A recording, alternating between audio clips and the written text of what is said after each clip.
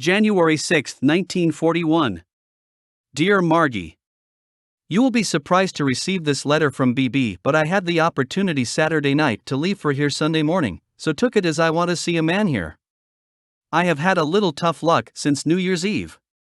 Len and I just about broke our necks going to the stag. We were driving too fast and forgot to turn at one of the bends and turned the car over on a field. No one was hurt, but the side of the car was pretty well dented up. On top of this, Morty and I, can't get all the territory we want, at least the companies are doing a lot of quibbling about it. Guess I will just read that poem if and say what the H, and carry on. Well, darling, I am glad you enjoyed the party at New Year's. But I am not surprised that you had more life than all the rest. They would look pretty dull when stood up beside you.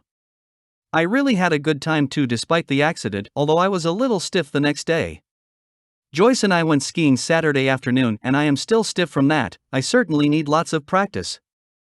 The old planks just wouldn't do as they were told. Well, darling, I will try and see you this weekend if I possibly can.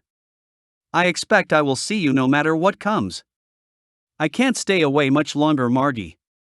Ain't love grand? I must hurry if I am to do anything today. All my love, sweetheart. As ever. Roger XXX. Note from Phil Boyer, Dad's skis were handmade by him. He also made my mother's skis that she used in post-war years. January 12, 1941. Dear Margie, just a line to let you know that I arrived here okay and without incident.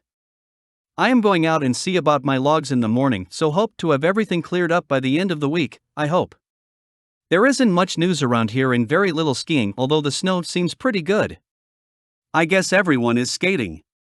The river is frozen over and no snow on the ice yet. It looks pretty good from the falls, but I have no skates down here, so that lets me out of it.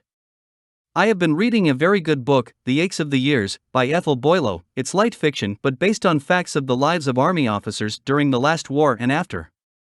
The story ends in 1920 with no thought of this war. However, it is a good story and gives one plenty to think about, even if it does drift towards religion at the last. Showing that through the church is the only road to definite and lasting peace.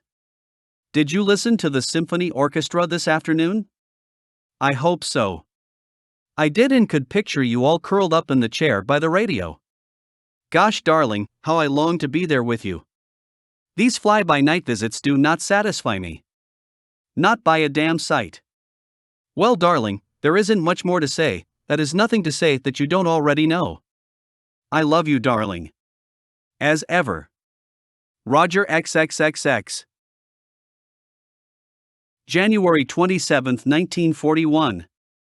Dear Margie, just a line to let you know that I am still alive and well. I received your letter Sunday and haven't had a chance to answer it as there is no mail route here. The logging is going fine, although the swamp isn't frozen enough to haul over, but expect to have everything out by about Monday, so it will be about the end of next week before we have scaled and shipped. Then to see you again, dear. I certainly am enjoying myself, up early and to bed early and lots to eat. Walked out to the lake Sunday, it was perfect for the first couple of hours.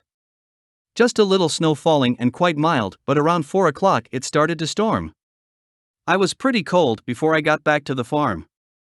I certainly wished I had my skis, though I think the snow would have been pretty fast and the hills looked inviting. I wish there was work around here, and I do believe I would stay for a while, but it's the same old place in winter. Well, darling, I hope you can read this. I am writing it on my knee, which makes a very poor desk. What kind of a seat does it make? Well, dear, I will try to write a more newsy letter next time. Love.